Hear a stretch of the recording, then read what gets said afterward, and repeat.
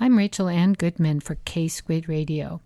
Recently, I was invited to experience SEQUOIAS at Night, a new outdoor nighttime experience put together by the folks at Roaring Camp Railroad in Felton, California. We gathered in the beautiful Twain Hall to listen to the director talk a little bit about what's intended for this experience.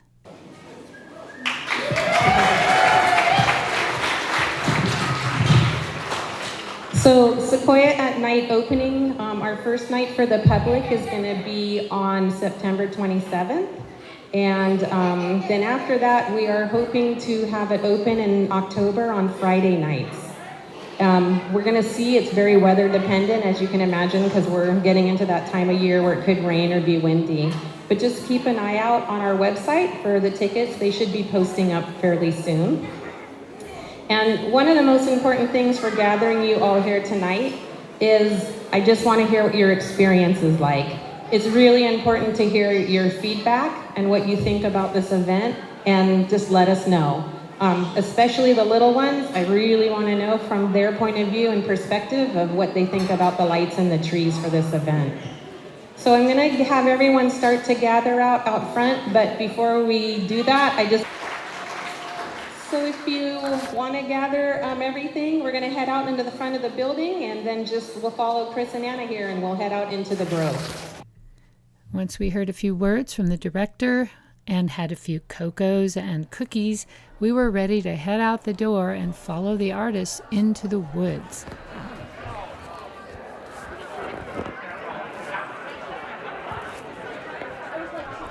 It was a well-lit path. These tiny little lights guided us around a pond, and eventually we were surrounded by beautiful redwood trees. These were not ordinary redwood trees. They were skillfully lit up by giant colored lights. And up about 40 feet into the sky were handmade, beautiful lanterns that had colored lights in them. The children had glow sticks. Everybody was excited.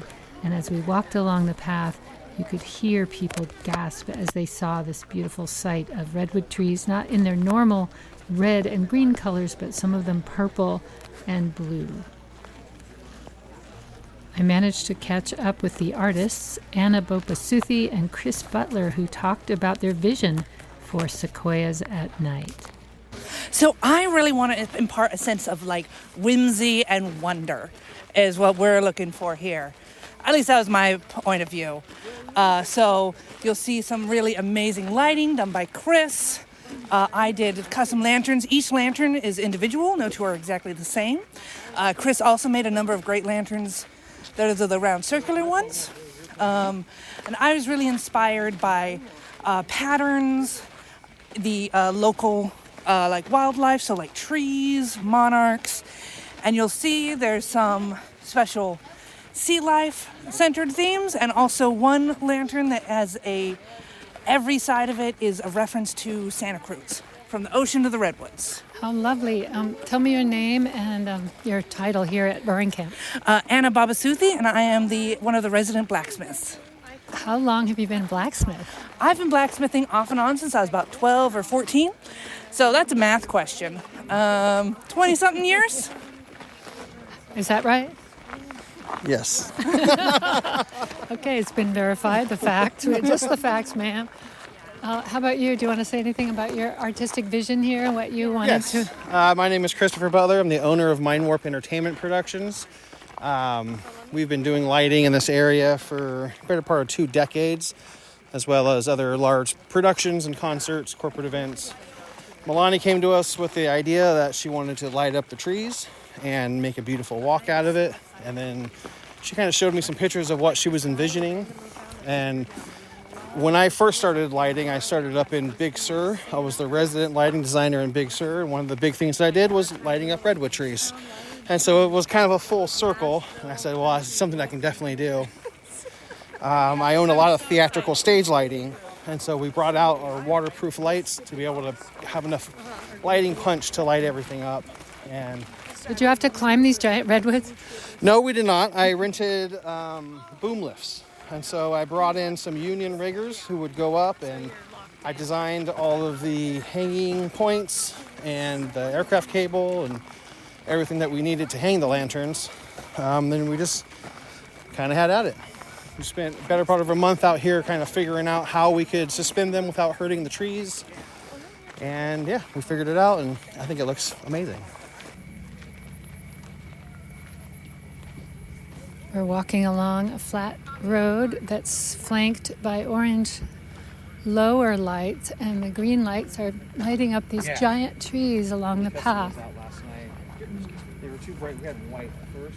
They were just too bright and distracting. But luckily they had a recess so you can actually just use the straight down and then the amber. Yeah, and then the orange. That's the sound of a generator, which I assume is powering all the lights.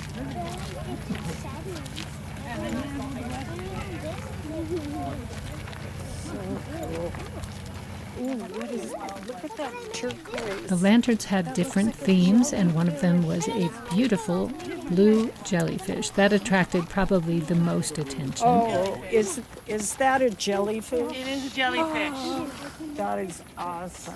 And change to different colors.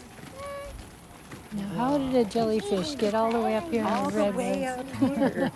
He swam They up probably the San were Lorenzo. here at one time. Sorry, I keep bumping That's into my you. backpack. It's probably I'm the looking problem. The up and I'm culprit. getting dizzy. I know, I was worried I might fall. And then there was another where each side was a scene from Santa Cruz. There were deer, That there were was probably oceans, there was the lighthouse, and of course underneath was Roaring Camp. All of the ones with like intricate shapes and designs cut out. Cora, do you remember Anna from Mama's office? Hey, I made all these pictures. Oh, yeah. And then around the other side, People were kind of in a like, hushed, quiet state. fox, They weren't like talking deer. much, So each but the side children, was of course, were running back and forth in excitement. And the adults were talking in hushed tones. I managed to get a little bit of quiet space from the crowds, and when I did, I heard an interesting sound over the chattering of humans.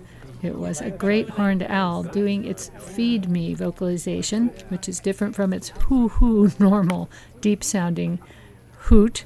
And I just sat there and recorded the crickets and the sound of the owls, hoping they weren't disturbed too much by the bright lights and were getting their needed hunting done, which they do at night.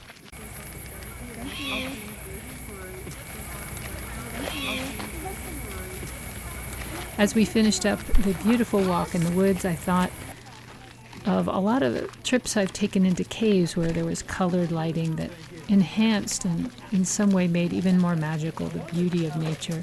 And that's what this particular exhibit reminded me of. Is redwoods are gorgeous on their own, but if you walk through them at night in the dark, you won't see much. But this managed to illuminate the beauty of the forest at night, and I hope you get a chance to check it out.